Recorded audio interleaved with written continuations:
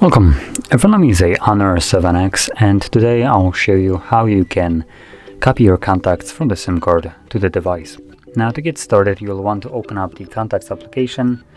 I quickly check if we have, no, we do not have contacts, so we have these ones right here from the actual Honor, I guess. So from here, what we want to do is select more and navigate to import export, and then we will select import from SIM. This will show us all the contacts that are located on the SIM card, and if you want to import all the contacts, you can simply click right here and this will obviously select all of them.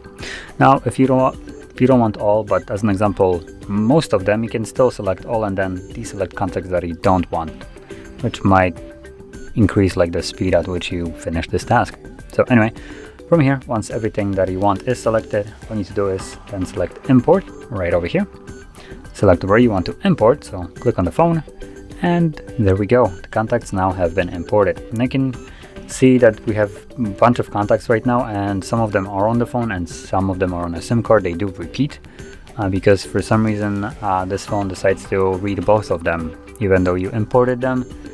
So right now you can see this one is on the SIM card, this one is on the phone. SIM card, phone. SIM card, phone. Oh, well, not for this one, but you get the point.